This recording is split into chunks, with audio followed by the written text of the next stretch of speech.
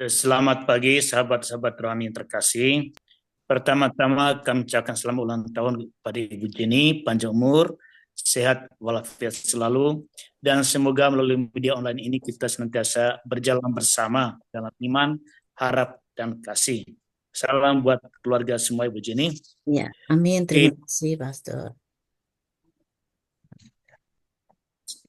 Senin 2 Desember 2024 kita akan disapa oleh firman Tuhan dari Injil Matius bab 8 ayat 5 sampai dengan 11. Marilah kita mendengarkan firman Allah ini.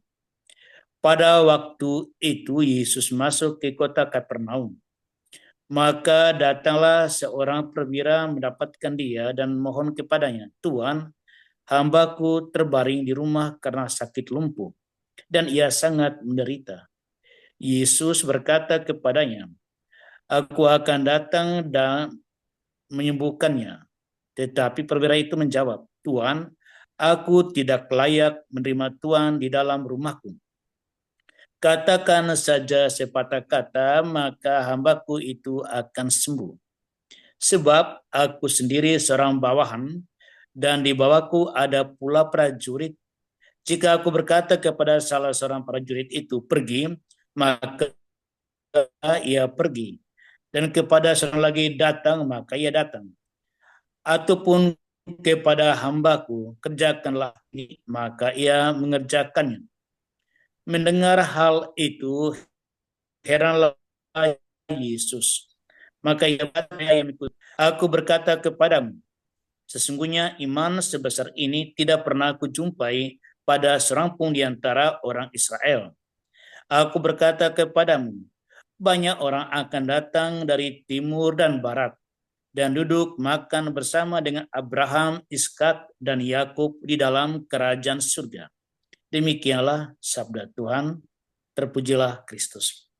Sahabat-sahabat rohani yang terkasih, siapa sebenarnya sang perwira yang meminta kepada Yesus untuk menyembuhkan hambanya atau pelayannya yang sedang sakit lumpuh dan amat sangat menderita? Dilukiskan oleh Injil Matius, perwira ini adalah seorang yang memimpin sebuah korps militer Romawi yang disebut centurion. Artinya ada 100 anggota di dalam kepemimpinan dia yang terjadi pada zaman pimpinan yaitu Herodes Antipas. Perwira ini menyadari bahwa dia punya kekuasaan militer atas anggota-anggotanya, tetapi dia tidak punya kekuasaan apapun atas penyembuhan untuk hambanya yang sedang sakit lumpuh. Kedudukan sebagai seorang perwira tidak relevan dan tidak berdampak kepada proses penyembuhan hambanya yang sedang sakit lumpuh. Oleh karena itu, ia datang kepada Yesus. Ia percaya Yesus dapat menyembuhkan. Ini adalah iman kepada Yesus sebagai Mesias, Sang Penyelamat yang datang untuk menjawab kebutuhan siapa yang beriman. Dan ia mencoba itu, ia meminta. Dan Tuhan kita Yesus Kristus menjawab dan berkata kepada dia bahwa ya, aku akan datang untuk melayani. Namun segera sang perwira ini menyahut, Tuhan, aku tidak layak menerima Tuhan di dalam rumahku. Katakan saja sepatah kata, maka hambaku itu akan sembuh. Apa sebenarnya yang terjadi dengan latar belakang ucapan ini? Ada suatu pola relasi sosial di zaman itu, yaitu pemisahan komunikasi di dalam saling berkunjung antara orang-orang Romawi yang bukan beragama Yahudi dengan orang Yahudi itu sendiri. Mungkin orang Romawi sadar mereka adalah orang kafir Dan pasti orang Yahudi akan enggan masuk ke dalam rumah mereka. Maka ia menyadari ia memiliki iman akan Yesus yang menyembuhkan. Tapi ia merasa tidak layak menerima seorang Yahudi, atau ia sadar mungkin Yesus tidak akan masuk ke dalam rumahnya karena dia adalah seorang. Ada suatu pertentangan di sini, yaitu kepercayaan akan Yesus Sang Mesias yang menyelamatkan dengan konstruksi relasi sosial di mana mungkin bagi orang non-Yahudi berpikir orang Yahudi tidak akan mau masuk ke dalam rumahnya. Sehingga ketika Yesus katakan, aku akan datang menyembuhkannya, dia langsung bereaksi, Tuhan, aku tidak layak menerima Tuhan di dalam rumahku. Mungkin orang-orang Romawi menganggap bahwa orang Yahudi selalu melecehkan mereka, sehingga ia merasa tidak layak menerima seorang Yahudi di rumahnya. Ini adalah salah satu kemungkinan muncul ungkapan semacam ini. Disinilah Tuhan kita Yesus Kristus sungguh sangat heran bahwa iman orang ini sungguh amat besar. Tuhan kita Yesus Kristus katakan, iman semacam ini tidak ada di kalangan orang Israel yang telah mendapat nubuat sejak dipanggilnya Abraham, yang punya relasi historis kekeluargaan dan iman dengan Abraham, Ishak, dan Yakub, bahwa akan datang Sang Mesias seperti yang dinubuatkan para nabi. Mereka tidak memiliki iman sebesar perwira yang bukan orang Yahudi ini.